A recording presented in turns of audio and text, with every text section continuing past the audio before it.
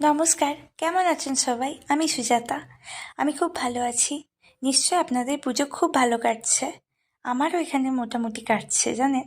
এখানে তো পুজো তেমন একটা হয় না। এখানে কাছে একটা 1 কিলোমিটার মতো দূরে একটা মন্দির ছিল। সেখানেই আমরা ভাবলাম ষষ্ঠীর দিনে একটু ঘুরে আসি, এখানে কিভাবে পুজো হয় সেটা একটু দেখে আসি। আপনাদেরকেও চলুন দেখাই। এখানে মন্দিরটাকে এত সুন্দর করে সাজিয়েছে, আমি জাস্ট মন্ত্রমুগ্ধের মতো দেখছিলাম। আর এখানে মন্দির কারুকার্যের জন্যই বিখ্যাত না। এই কারুকার্যের জন্যই আমাদের নর্থের থেকে সাউথের মন্দিরের ডিফারেন্সেসটা আমরা বুঝতে পারি।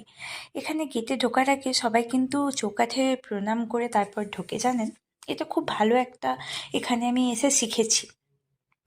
এখানে মন্দিরে ঢোকার পরেই এখানে একটা ফাউন্টেনের মতো বানিয়েছে। আমার মনে হয় এটা, আমি তো মন্দিরটা আগে দেখিনি, এটা পুজো উপলক্ষেই হয়তো বানিয়েছে। এখানে চারিদিকে ব্যান্ড বাজছে, আমার মেহু তো দেখতে সব কিছু দেখে খুব এক্সাইটেড, বুঝতেই পারছে না কি হচ্ছে। এখানে আমি দক্ষিণা দিয়ে আরতি নিয়ে নিলাম। এটা দেবী, এটা দেবী দুর্গা।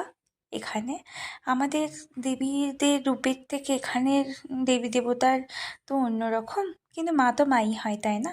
এখানে কলস স্থাপন হয়েছিল তা আমি বুঝতে পারছিলাম, কিন্তু এত দেবী দেবতা কি জানি না। এখানে না স্তোত পাঠ হচ্ছিল, আই গিরি নন্দিনী। তারপর আমি মন্দির পরিক্রমা করে নিলাম। এখানে দেখছিলাম, জানেন, এখানে সবাই না লেবুকে, কাগজি লেবুকে কেটে সেটাকে উল্টে তার মধ্যে প্রদীপ করে সবাই জ্বালাচ্ছিল। নারী পুরুষ নির্বিশেষে এখানে সবাই পুজোতে ব্যস্ত থাকে, জানেন।